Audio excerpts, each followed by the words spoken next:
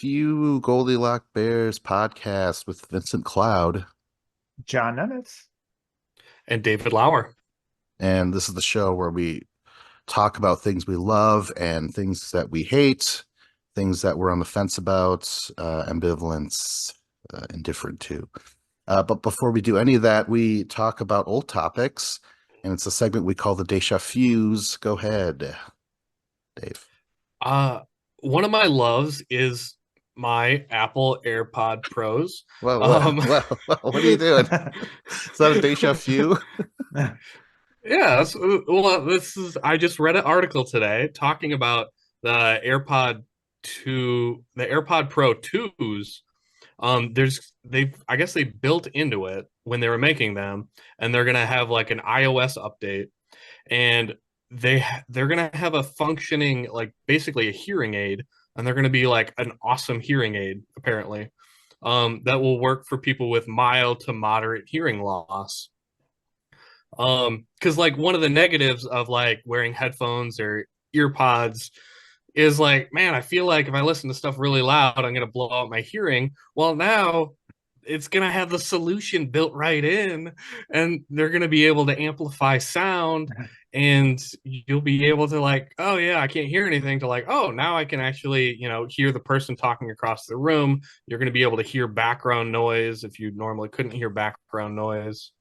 I just thought it was super interesting and cool because they kind of built in the technology already, and they're like the one of the chief, like, technicians that help like build these is like, yeah, it's going to be one of the top hearing aids on the market, and it's dual purpose. Not only going to be able to hear things, but it can connect to your smart devices, and you'll be able to listen to music or movies and audiobooks and whatnot.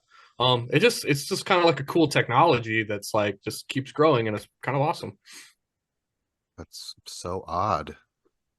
Like if you buy a case of beer or a keg and it comes with fucking those kidney things. Yeah. What's the fuck is it called? Yeah, that's so odd because like that's part of the problem, but they're like, see, here's the solution to the problem that we're giving you right now. That is very weird. I was gonna say it's It's like lifeboats, but not at all. it's like the crappy breakfast cereal that they're like, we fortified it with vitamins and minerals. It's like, yeah, it's something that's terrible for you, but we added something good. Wow, that's crazy. I should look into this. And it's so funny that you mentioned hearing loss because I saw for the first time and heard a commercial about hearing loss on TV. I've never seen or heard that before. That was fucking Was there crazy. subtitles? I There feel was. like there always used to be commercials for like the devices that are like the poor man's hearing aid, where it's like a box or whatever with headphones that um just kind of like play and amplify stuff. And I don't know, like I feel like there's got to be something different about the way hearing aids actually work than just taking the noise around you and amplifying it. You know what I mean? Like, do they Yeah, do like noise, like no, not noise cancellation, but like noise filtering, I guess is maybe what I'm trying to say. yeah, exactly. I don't totally understand it, but it was saying something in the article about, I don't know how it would do this, but it somehow detects like the frequencies that you're deficient in hearing, and then it amplifies those certain frequencies. Oh, Ooh, wow. Yeah, that's cool because that's kind of what goes away. Like you can't hear certain what would we say, frequencies and stuff like that. Um, George Martin, the producer of the Beatles, eventually he couldn't hear very well. Like there were certain things that people would be playing in the studio, and he's like, I can't hear it. It's not coming through for me. So his son would help him out and stuff like that. So that was crazy. Um, should we get the show started? Eh? Eh? All right. yes. Let us. You know what? I'm gonna start off with my hate because this is the most fresh. Um, I hate true crime shows. Um, because all the stories are they could be varied, but for the most part, they're always hitting the same notes of like, domestic issues, abuse. You see how cold a person could be, how easy they can lie throughout their life, and everyone's like, oh, they seem so nice and the life of the party and stuff like that. But then they didn't know that this was going on and stuff. And it's just very unnerving about, and I kind of get mad at the people who love this shit. Like they're just, oh my God, like every day I have to watch this and that, and people gossip. They're like, oh my God, have you seen this? And to me, I don't like it. Like I understand the unraveling of information is interesting, but it's all to the same point of someone died. Someone was murdered, and it's so gross to me. I can't do it. I watched one for research just to freshen up for a bit or whatever. And it was like, what, oh, what was her name? What Jessica Did or something like that. I don't know. It's on Netflix. And it was just so gross. Like I don't like them putting scary noises or music to this where it's like that's not necessary. That almost seems disrespectful to the story they're talking. Like I'm already freaked out about this whole thing. Um yeah, yeah, so what do you guys think of this? My wife is absolutely obsessed with Dateline. Like she's seen every single one, I think. Like be flipping through the channels and she'll be like, "Oh, which Dateline is that?" And it'll be on for about like a second and a half and she's like, "Oh, that's a bad one." And like every time she says like, "Oh, that's a bad one." But like I'm like, "Have you ever seen like a good one?" Like like no, every time it's something horrible happened, but she's seen them all. And like I'm not into them too much myself. Like I guess I never watch them, but I think according to her, Dateline is like the light one where they kind of gloss over a lot of the horrible stuff, and it's more about like kind of the mystery and figuring out like who did it, how they caught them, that kind of stuff. I think a lot of other ones are much more graphic and depicting the horrible events that took place. Um, and I don't really seek out any true crime stuff myself. So, but there's a podcast that I really like called Last Podcast on the Left, and they do all kinds of topics. Like they do supernatural stuff and conspiracy theories and UFOs and everything. But then they'll also do like true crime stories or like cult stories. And so just kind of get mixed in with it. And like the guys telling the stories are really funny and stuff. So it's it's fine for those reasons. But yeah, like it's not something I seek out otherwise. I really like them. Um, I like when I worked overnights, I was really into watching them all the time. And I think it might have had something to do with just being up in the late hours of the night because I don't watch them anymore. But there was something like super like relaxing about watching like Investigation ID. And it would always be on at night and it would just be like 4 hours straight on like TV and I could just watch all these things and like you said that it's super formulaic. It's always like the beginning they're like showing like the victim. They're like they're just a regular small town lady, you know, and she had this like kids or like this regular life, this regular job, and then so and so came along and she met somebody and they went out on a date and then it goes, they get angry over something and then tragedy happens. Like it is I I agree with what you're saying, Vince, that it's kind of like disrespectful because in a way they always end up kind of like glorifying like the person who did the crime a lot of times and it seems messed up. Like like they do talk about the victim a lot, but you know, the suspense and like the reveal of the story is always about like whoever like committed the crime. Um, I do like that, like a lot of documentaries. Some of my favorite documentaries are like true crime ones, like What Jennifer Did. I saw that. I thought it was like I knew of the story before I watched it, so Oh, there was really? like no like good yeah, there was no good reveal because I knew that she did it. I just couldn't remember exactly how it all happened. And the title is like what Jennifer did. So I knew She she Yeah, did did nothing. She's something. Yeah. innocent. yeah. One thing that's funny Well, with Dateline is that you're like wondering who did it, but there's one person they're interviewing who's just always in a chair with a blurred background. You're like, oh, it's them because they're being interviewed in prison. yeah. Oh. Oh my gosh. Okay, so I was gonna ask, I mean, to me, it seems like there are a lot of women like this more than men. I mean, I know men like these shows, but like you ask girls and they're usually into it. I don't know. It's very odd. I wonder if they're like, well, we want to be informed. We want to, we want to know how sick people are outside of there. It's very fear-based, maybe. I don't know. I don't know. But that's what I come across. At least, yeah, like guys like this show or like this stuff, but a lot of women, man. Like Dave, didn't we know someone who had like a book of serial killers on her coffee table? Yeah, I was thinking of that when yeah, and it was like I remember at the time I was like this is so messed up. Like why would you have a book about a bunch of serial killers? Like you have to be psychotic. But at the same time like once there's like this was before there was like streaming services like HBO Max and Netflix, and now there's so many different documentaries out there.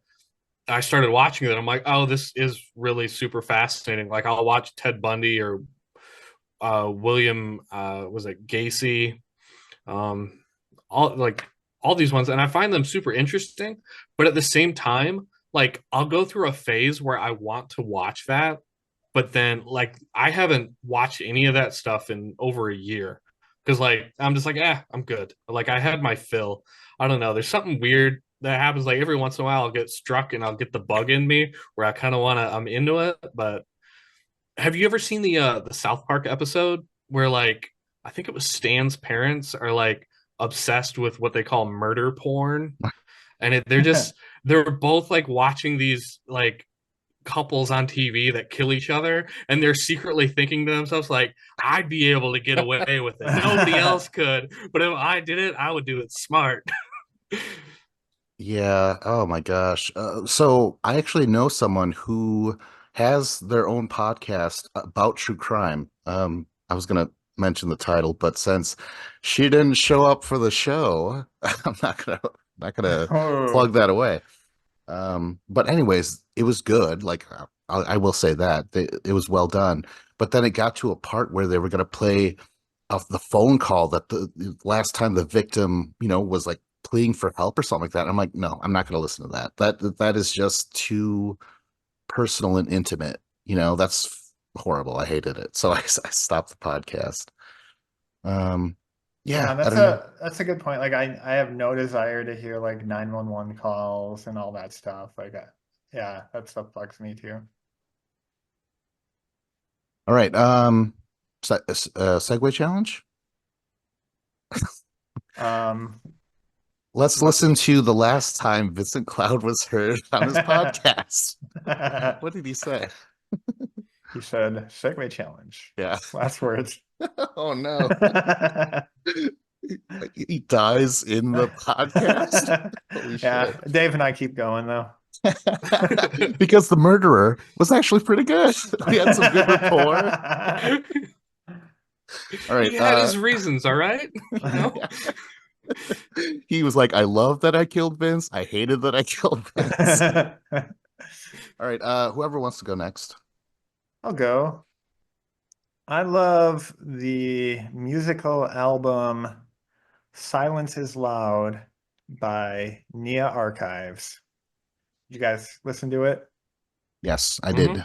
Good, good, good. Um, yeah, I first heard this actually on my camping trip, uh, I guess like a month and a half ago, and I've just been like listening to it constantly since then.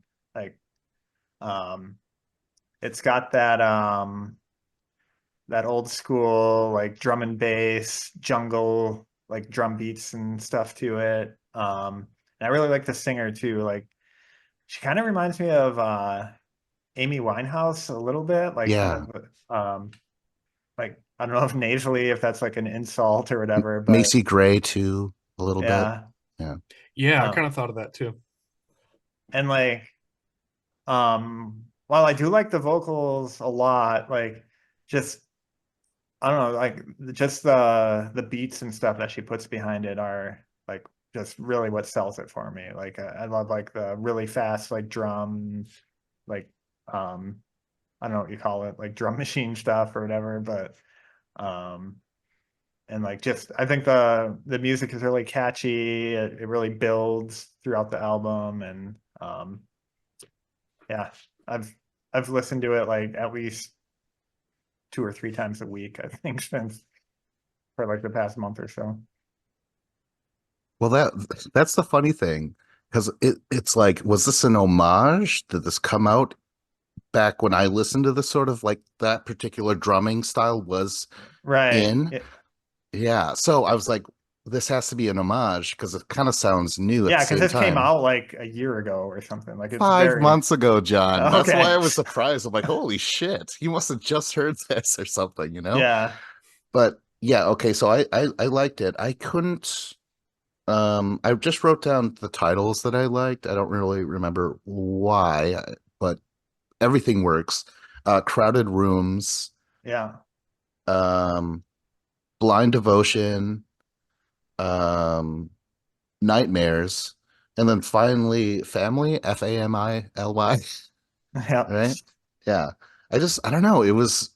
It, I kind of felt like it was nostalgic. Like when I listened to music, or more like my brother, he really liked the stuff. So since we shared a room, I would listen to it as well. So yeah, this was definitely like a walk down memory lane. It was pretty cool. When I first heard this, I it was like 10 in the morning and I had just woke up and like I didn't know what kind of music it was. I didn't know it was like electronic, like fast pace, like drum Hmm. beats, like kind of almost like EDM like music. And or at least that's what I think. That's what I because I don't really listen to this type of music, but it was like when I first heard the first track, it was like getting into an ice bath where I was like, "Whoa, okay." I didn't. I was like, I was not expecting this at all. But then I got adjusted to the temperature, and I was like, "Oh, okay, I do kind of like this. This is pretty good." So like when I heard the first track, I didn't like it at all. But then the second track, Cards on the Table, I think is hands down the best track. It's awesome. I think it's awesome. And then the third track, Unfinished Business, and the fourth track, Crowded Rooms. Like the tracks 2, 3, and 4 are phenomenal. I freaking love those four or those three. Um, yeah, it was. I've never really listened to much music like this. Um, like her voice, it kind of reminded me of Nelly Furtado. Hmm. Yeah. Okay. Yeah, it was good. I was pleasantly surprised, and especially because like my first reaction to the first song I was like, "Oh, I don't like this," and then I was like, "Actually, no, this is pretty damn good." Yeah. I think so. Like, how did you come across this? Does she have more albums, or like, do you know anything about Um, that? yeah, I think she has like some EPs and stuff. I don't know if she has any other full albums, but yeah, I just came across it because one of my camping buddies played this album, and I was intrigued by it like the first time I heard it. More for Vince, like what you said, like the nostalgic reasons. Like it just really captured the essence of that old drum and bass music, and um yeah, and then just the more I listened to it, the more I got hooked on it. And she's British, right? She sounds Yeah. British. That's the Amy Winehouse sort of like when I Hmm. hear that. Yeah. Oh man. Okay, so I do remember shit. I just remember liking the family stuff, or wasn't it about like I don't need you guys here necessarily. I don't know. It was something interesting where it wasn't the familiar take on the discussion of family. Wasn't she kind of like, I don't need you? Was that it? Um, yeah, because it's like my famili. Sometimes things don't feel right. Like, um, yeah, I think you're right. Yeah, that was Yeah, a different take. if it's the track, I think it was like, I'd love for you to be here with me, but if you're not, that's okay with me, or something like that. I feel like that's one of the lines from one of the songs. That's sweet. Um, yeah. If she was around, for some reason, I'm like, oh, this has to be like a Minneapolis artist that John Nope. produced or something. Oh, I wish. That'd be great. And I think the my favorite song from this, none of you guys even mentioned. I think it's "Tell Me What It's Like," where she keeps saying, like, "I want to run, but go where? I feel like you just don't care."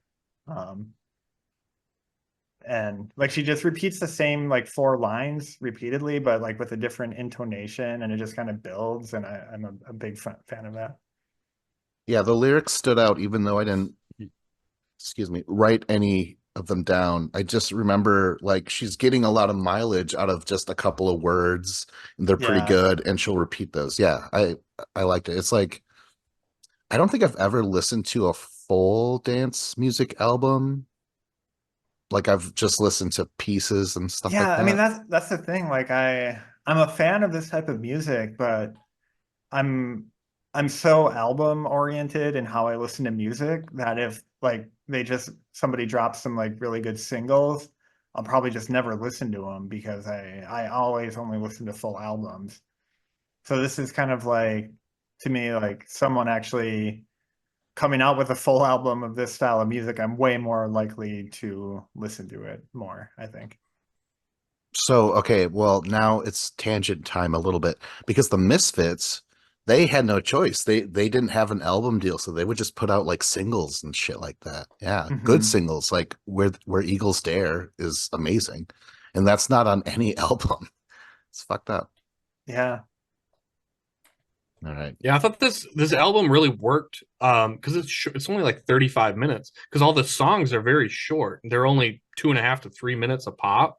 So it kind of, and the beat kind of stays fairly consistent the whole way throughout. So it kind of just transitions super well from one song to the next. Hmm. Sweet. Yeah, I'll be checking out possibly more of her stuff. Is this her first album, right? Is that what we said? Yeah, I'm not positive, but I think it's her first full length album. Well, I hope she sticks with the those beats. I mean, she's allowed to like grow and experiment, sure. I hope she never changes. I hope she dies. Oh, God. All right. Well, segue challenge. I turned out to be one of those fucking crazed fans. All right, let's hit shuffle and find a new All playlist. right. Go ahead, Dave. uh, I want to talk about my love. I have a newfound love, and it is a love of woodworking. Um, I I just like this past couple weeks, I started in my garage, I started to build like a workbench. I've always needed like a workbench to like put tools and random stuff in my garage because I have like shelves and I bought shelves for my garage for different tools and stuff, and I got different and like, but it's always kind of been a mess. And I'm like, I need a big ass tool bench. And I started like, okay, I'm like, and I always like in my head, I'll come up with projects to do, but I never actually like start them or like accomplish them. But over the course of this last month, I went to Lowe's, which I love, and I bought all the lumber. And I didn't really have all the tools I needed, but like I got inspired. I don't remember where I heard it, but somebody was like, you can't wait for all the stars to align and everything to be perfect.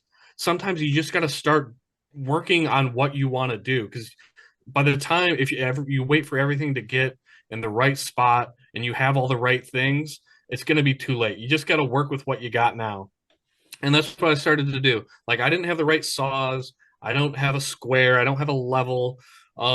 I got the lumber, and I'm like, I have a skill saw, and I got a pencil and a tape measure, and I started cutting stuff, and I have a drill, and started putting stuff together, screwing stuff together, and I built it, and it's like, it's a little wobbly.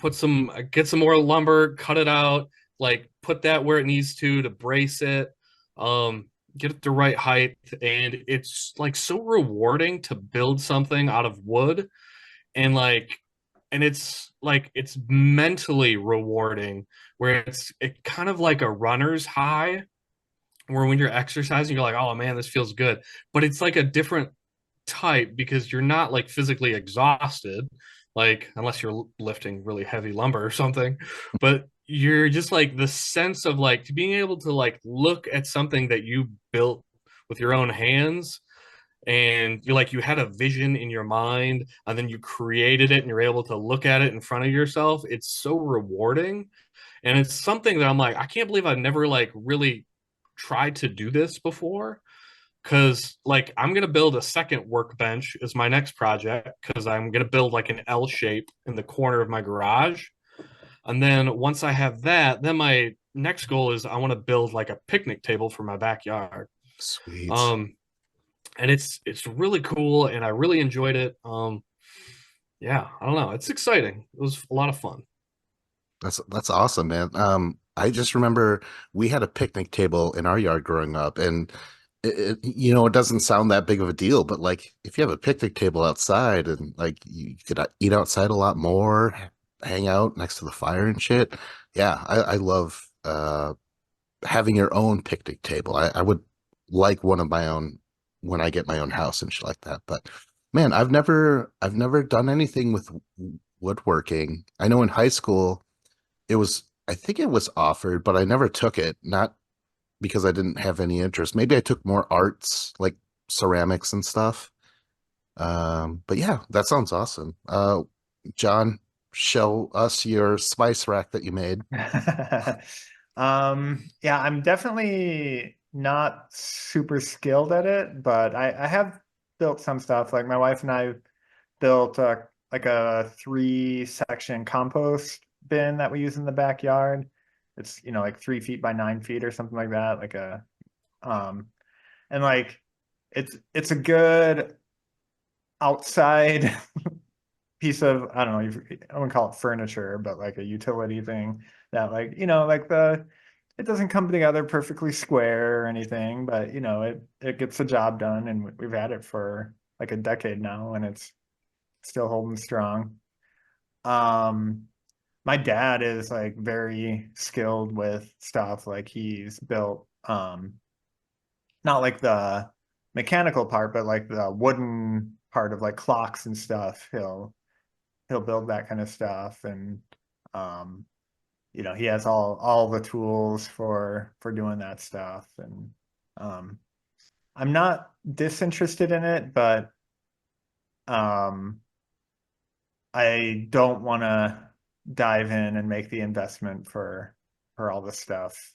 Um, and I also hate like working on just physical objects, because once you can mess up to the point where like you have to like throw the entire project out.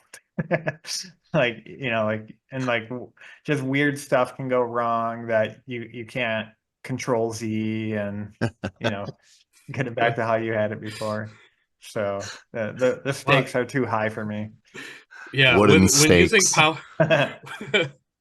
when you're using power tools, like, yeah, it's always, measure twice, cut once, and pray that you don't cut off a finger. Oh my Like gosh. that's the dangerous thing, is, making sure that you're safe and you're not gonna cut yourself, or because I mean accidents happen all the time. So I mean, it's definitely like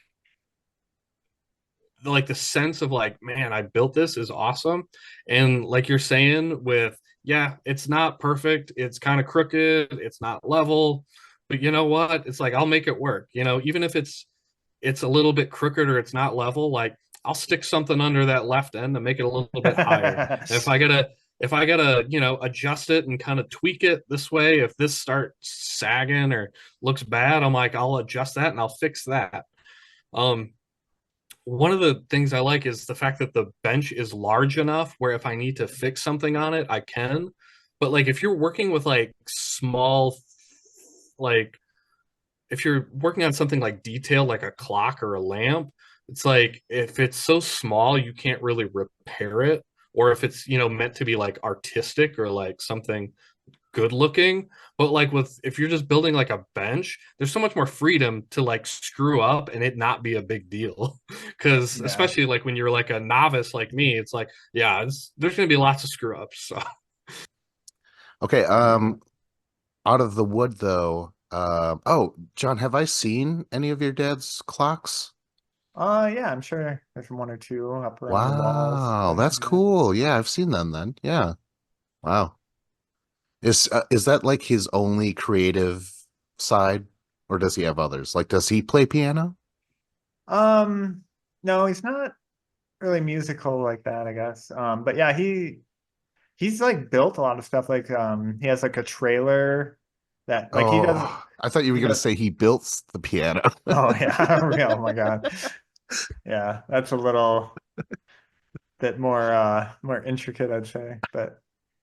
But no, I mean he does like welding and stuff and like metal cutting and stuff. So he'll build like yeah, like he built like trailers and stuff like that that are actually being used and whatnot.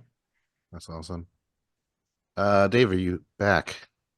yes, I am back.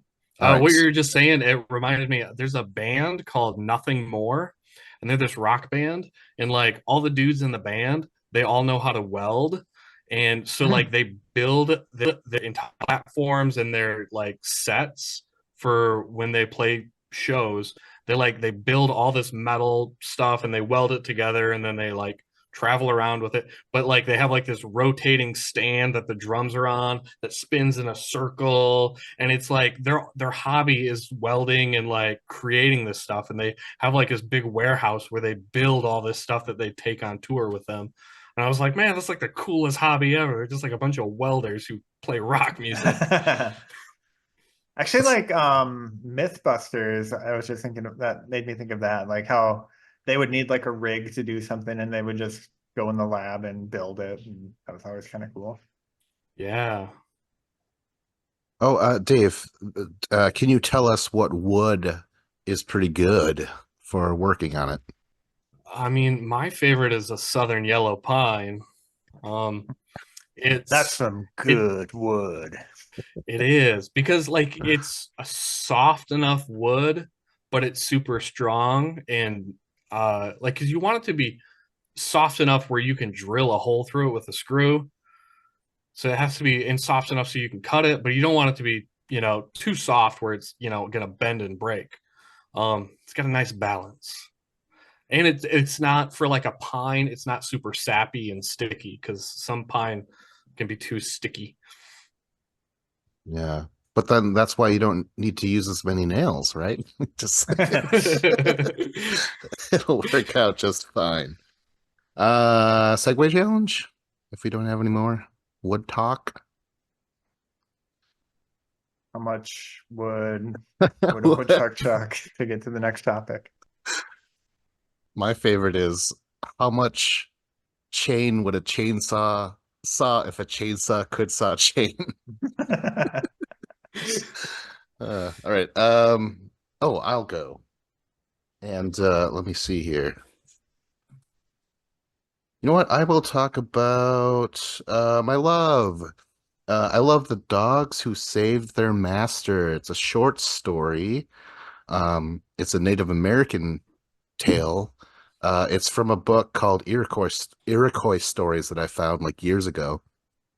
And all the stories are mostly involve animals and our connection to them and like, or just animals within themselves. Like, Fox was hungry, so Crow decided to trick him or something like, but they're all like moral stories, a lot of them. And this one's it's the same, except this was scary to me, man. This is a scary, spooky story, but it's also got some cool stuff. So it's basically about a hunter. He kind of wanders away from his village with his four dogs because the gaming, there's no animals around. He's like, what the fuck's going on? So he keeps going and going for food, and then finally, like he has this great relationship with these dogs. What was it, like Bear Killer, Long Tooth, something, and Four Eyes? Four Eyes being the female Something dog, about and quick something. Quickfoot maybe. Yeah, something like Yeah. that. Um, yeah, I noticed in certain versions they don't go into as much detail about the other dogs. Like the one I just read, where I'm like, oh, I remember more information about the other dogs, but that's fine. But the core story is that, he's hunting, and then at night he finds something and he's like, oh, they usually come to get their meal, but they're staring, and they're all four of them are surrounding this tree, this hollowed out oak tree or something. It wasn't, I don't know what kind of A woodwork could southern be yellow made. pine. Yeah. I was like reaching. I'm like, what did Dave say? Um, where I'm like, oh, they're soft enough to put a claw in. But anyways, it's like super freaky, and the guy's like, what the fuck? What's going on here? And the dog, Four Eyes, she just straight up walks up to the fire and starts talking to him. It's just like, my brother, we are scared for your life. Like we're we have a monster here, and you know, and we'll try and help you if we can, but you're gonna have to try and go back. And the guy's like, so what you're saying is I should go to New York and shoot a bunch of people, Son of Sam style? And There's Four only Eyes like, one way no. these talking dog stories end. Yeah, that's right. Anyways, she's like, I don't know, like I'll lick your moccasins and run with them as long as you can. You're going to be given like basically this incredible endurance and power that we hold. And she also like talks about like eventually the secret of like dabbing your foot into the water before you drink it. That's a Yeah, dog I didn't power like that part. or something. Yeah, something like that.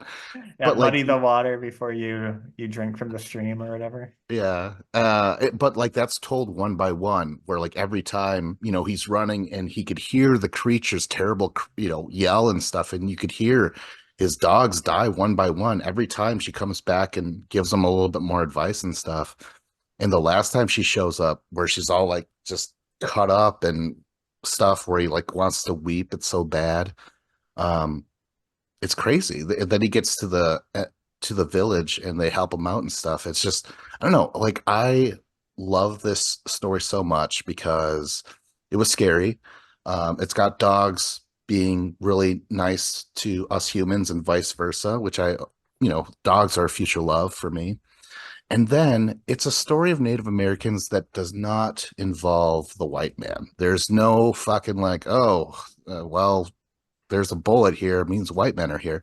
There are so many stories, so many movies where it's just Native Americans post Columbus and shit like that. It's all about that stuff. And I desire more. So, yeah. What do you guys think about the story? The dogs who saved their master. Yeah, I'd never heard of it before, but I checked it out and it was pretty cool. And just I feel like just the imagery and stuff in it would make a really good like just short film. And yeah, like the way you described like how he's running and you can just hear all these like horrible things happening behind him. And then, yeah, the version I read like I kept on making a point to say how he never looked back and he never slowed down. And I feel like there must be some sort of meaning behind that specifically. Hmm.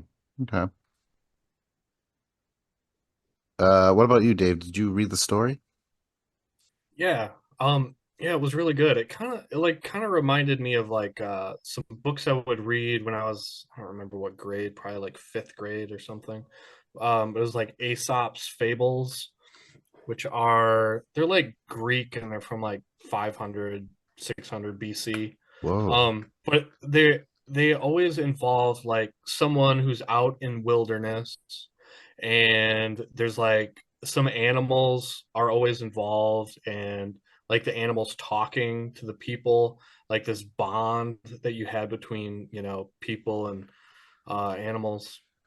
And yeah, this it was a really good story.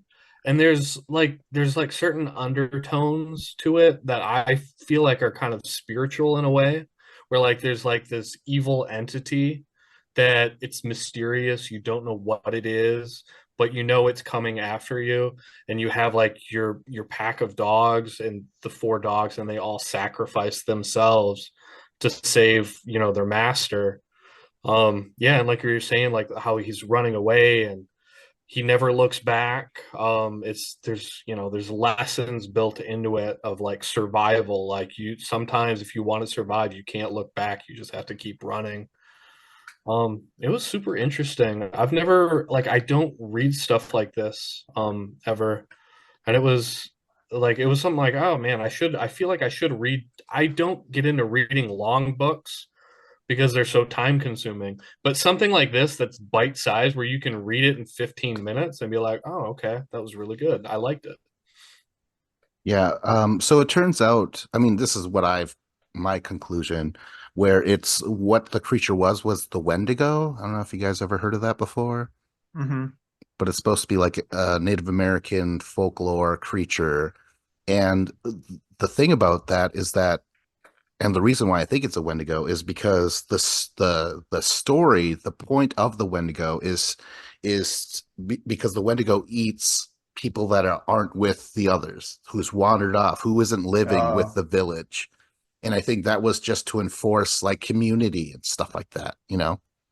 And of course, treating your animals with respect because it's mentioned where they're like, some owners might have hit the dogs for not coming when they were called, but he didn't. So I'm like, oh shit, yeah. So, and then at the end where they're like, we, after this, we regard the dog more friendlier or, more respect to be respected after this.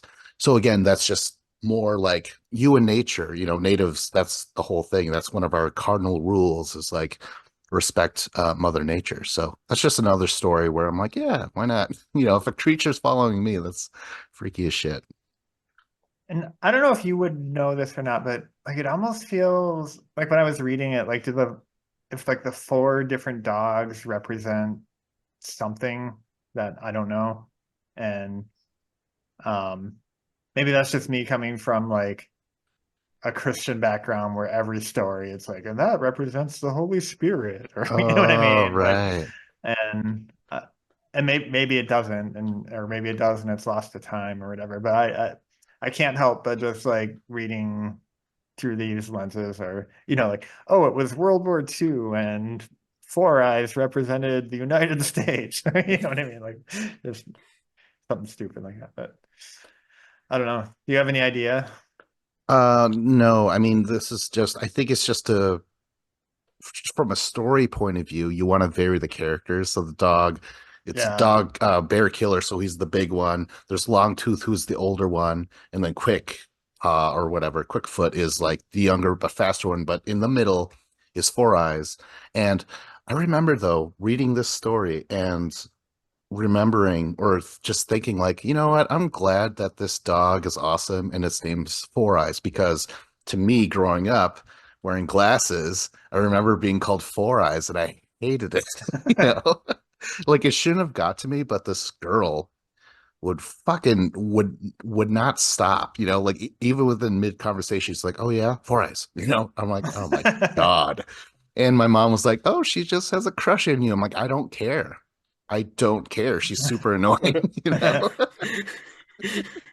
So then did you paint red marks on your forehead? And she's like, "I don't know what to say." Six eyes. God. Uh, s- uh, Segway challenge. Um, Let's not much look back. like, yeah, exactly. Despite hearing fucking dogs getting torn apart, that's fucked up. Oh my Our God. dogs that we love Oh, Jesus. and who we recently learned at least one of them can talk. Yeah, really. Go ahead, John. All right, I'm gonna go with my mystery topic. Um, I can't do it. I hate bad joke construction. Oh my And God. I don't really have a lot of examples for it. The main one that gets on my nerves is where people say a word in the setup that is also a word in the punchline. And like the classic example is the world's worst Laffy Taffy joke, which is what's brown and sticky? A stick. Oh gosh. Yeah. Oh my gosh. But like I feel like you need to go like way out of your way to not use any word from the punchline in the setup. So like if the word dog is in the punchline, you need to like say canine in the beginning. You know what I mean? Like um there it it just kind of ruins it for me if even if it's not a good joke in the end. It's like, well, at least they, you know, came up with some synonyms and put some work behind it. Are these from professionals or friends? No, usually friends. Okay. And in particular, there we have a Slack channel called Dad Jokes, and all it is this stupid pun bullshit. And sometimes I applaud it, and sometimes I'm like, no, you didn't try hard enough. Wow. You know what? Puns might have to be a topic, a future topic, right? Yeah, could Uh, be. dang. Okay, any other examples of the bad setups and shit? Oh man, should have written more down. Well, that's okay. Yeah, I'm trying to think. Like, you sprung this on me, and I'm like, oh shit, I would have done more research for this. Like I think of like stand-up comedians, and like the stand-ups that I really like are generally like storytellers that are good at telling us, a 5 or 6 minute story about something. And like to your point where it's like it's okay if you call back to something previously, but like if you're doing like a good stand-up joke, the callback to something earlier, that comes like in the like 75% or 80% of the way through, but that can't be your punchline. Your punchline in like the closing part has to be something that's not a callback, but it's like, oh, why didn't I think of that the whole time? And it has to be like fresh to your brain because that's like what makes a good joke is the fact you're like, oh, I didn't see that coming. Oh man. Yeah, I this is one of the times I wish this wasn't a mystery because I'm like, I think I know what you're saying, but right now I'm scrambling to think of like bad joke tellers, but sometimes they're not even jokes. They're just like this. They're just saying something really really loud. I don't know. Oh, damn it. Yeah, I mean, like, I don't know, like this is a bad example I'm just coming up with, but like, like why did the egg like the movie? Because it was extraordinary. You know what I mean? Damn it. Like you need to be like, why did the unhatched chicken like the movie? Because it was extraordinary. It's still horrible, but at least you're not Right. like saying the word. Why did the omelet? Yeah, Sure. something Yeah, like that. exactly. Yeah. All right. Well, then I think we might be dealing with just, like you said, friends telling bad jokes. And there's like even people that I wouldn't even consider friends because they tell bad jokes. Like the one guy where I don't know, for some reason I'm like, I don't know if I like you. I don't think you like me. There's this weird wall that you put up. But I also didn't like his sense of humor where it was just all pre-existing shit. Like, no, they got a pill for that. I'm like, oh, you fuck. Like, I was just thinking about that under my, I'm like, God, you're so lame.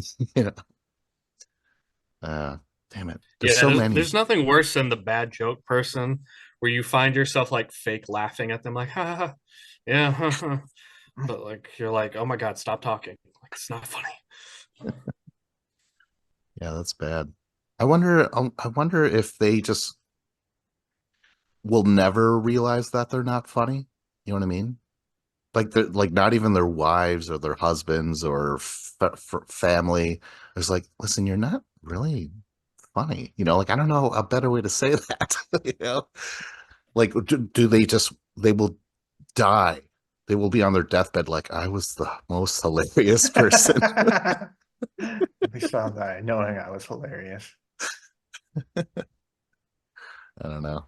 Another thing that bugs me in that Slack channel is when people like crack a joke and then are like, I'll see myself out. You know, Right. like where they're like being like not defensive, but like fake humor, like, oh, they're gonna kick me out of here for telling such a bad joke or something like that. Like, no, There's that's the point of the channel. Like, there's a TikTok creator. I have no idea what his name is, but like he does like a 30-second like story or a bit, and his punchline to every single video he does is I'll see myself out. And it's like it's funny like when you first hear it, but then he has an entire channel and he says it's like his tagline at the end of every one of his videos. Uh, And at a says certain get her point, done. yeah, it's just like, okay, you can't, I don't know. you might be a redneck. Oh my gosh, you know what I also hate? And there's this guy on YouTube and I don't think he's funny and he always does this joke about like, oh, I'm famous, I'm really famous. As in like, he's putting himself down, right? But that's like all he has and he keeps saying it every episode where it's like, okay, yeah, we get it, you're being you're putting yourself down before anyone else can, but it's the same joke, you're saying the same thing over and over again, and it sucks, it's so lame. Hate it. Yep. Yep. Oh man, yeah, see, you know what, I'm gonna revisit this with a deja vu that will be like any other. I mean, won't be like any other. It'll be unlike any other. Unlike segue, I guess. I'll see myself out. Oh. All right, Dave. Close this motherfucker down. uh John, you were just saying how you hate the endings of these bad jokes. I hate the endings of bad TV, like the bad TV show endings. Not the endings of bad TV shows, but just the endings of TV shows because they're always bad. Um, I like we always talk about like, oh, the endings of TV shows are always like Game of Thrones is super popular. People didn't like the last couple seasons of it. Um, I have like a long list of shows that are like my favorite shows, but they all of my favorite shows have the same thing in common, and that's the ending of them kind of sucked. This Game of Thrones, I think Seinfeld, the finale kind of sucked. Most people didn't like it. Um, The Office, like Michael Scott, Steve Carell, he left and wasn't there for the last two seasons. Um, and then like that 70s show, like I remember like Eric left and I think Kelso might have left. And then there was just they have like a hodgepodge of they bring in like new cast members and like that 70s show was like an iconic show, but then they just kept making it even though like the cast started leaving and it ended up like so if like you're watching an episode, you're like, oh, this is from the last two seasons, like turn it off. I'm not watching this. Um it's Always Sunny in Philadelphia. I think it's still going on, but like it's stopped being good, I feel like, and they're just it never like I wish they would have just ended it like 4 or 5 years ago. But like now we've gotten to the point where it's like the bad ending phase of the show. Um the TV show Lost, I feel like the last season, I like the finale, some people don't, but the last season was just terrible. Some of my favorite characters like Sun and Jin, who are like have this amazing story of love and they reunited, and right as they reunited at the end of the last season, 2 episodes later they kill them off for no reason. And it was just like, what the hell was the point of 6 seasons just to kill the characters off for no reason? It's like, I don't know. It really upset me. The TV show Dexter, I love this show, but then like at the very end, like Dexter fakes his own death and then becomes a lumberjack in the woods and hiding. And it was so bad that like fans petitioned to like make a new season, and then they came back and made a new season, and it was actually really good. And we're like, I was very grateful that they kind of righted their wrong, and they made it a final season, and like and the ending was actually good in that one. So I guess maybe it's an example, but also like, oh, they kind of came back and fixed it, which was cool. Um, then like a show I used to love was The OC, which is like a teenage drama. But then like after like season 4, they killed off like one of the main characters in Marissa. And then once they changed the cast around, it just wasn't as good anymore. And then like a recent show, Ozark, the like the first 3 seasons are amazing. The final season, not good. It just didn't make sense, and there's too many plot holes. Yeah, I don't know. There's a million examples, and I just realized that like all of my favorite TV shows have bad endings, and it's upsetting to me. Holy shit. Yeah, that's a really good point because I love Seinfeld, but I skip that episode every time it comes on rotation or whatever. I'm like, no, thank you. Well, I will say though, it just made me spring to mind the one time where I'm like, oh, this show ended greatly is the show Angel with it's the spin-off from Buffy the Vampire Slayer.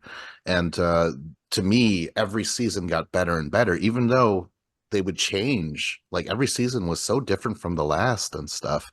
But it was I felt like that last season was it almost felt like it became in full bloom of itself, but then they were going to cancel it. WB is like, oh, sorry, or the UN or UPN, I think. I'm not The sure. United Nations put a stop to that. Like Put together a Georgia. binding resolution. But anyways, they were told like kind of like mid-season. So they started to like work their magic and construct these storylines, and it ended so well, and it sent the overall message and theme of the show itself. And I remember watching it and I loved it, and other people were like, fuck that. But over the years, it's been put on lists as like one of the better finales. But outside of that, like Buffy the Vampire Slayer, didn't really care for that ending, didn't care for that last season, you know? So yeah, you're right, Dave. It's like owning a dog. One day it will die. Sucks. I thought you were gonna say one day it's gonna shit on the floor. One day it'll save you. Hopefully. Well, let's think of some great finales. Elf. No, fuck that. Such a horrible thing. You know, I was thinking of another one, Scrubs, where they actually had like a decent final episode where it was like emotional and wrapped things up and it was nice. And then they came back for another season and it's like, oh, it's med school and the guys are teachers. It's like, what? Like you just like undid this like really nice ending that you had, and then it just kind of fizzled out after that, which was kind of weird. It's like one last cash grab. Yeah. Um, yeah, I mean, the only shows that really seem to have good endings are, like mini series events where like this was only ever going to be 1 or 2 seasons long, and we knew from the beginning how it was going to end.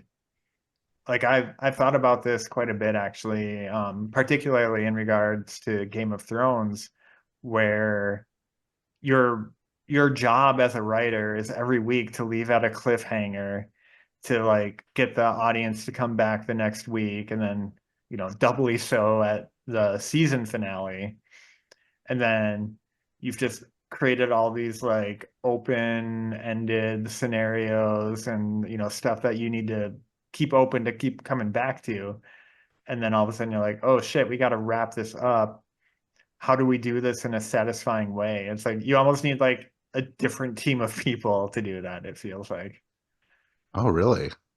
I don't know. Like maybe. Maybe. Yeah, because like Larry David, they brought him back because he was the original, writers and shit, but it was bad. Maybe they should have had someone else write that ending, it's kind of like baseball, where like you have your starting pitcher, and then after like the sixth inning, you're like, okay, we're bringing in the setup man, and the setup man comes in right before the closer, and the closer finishes it out.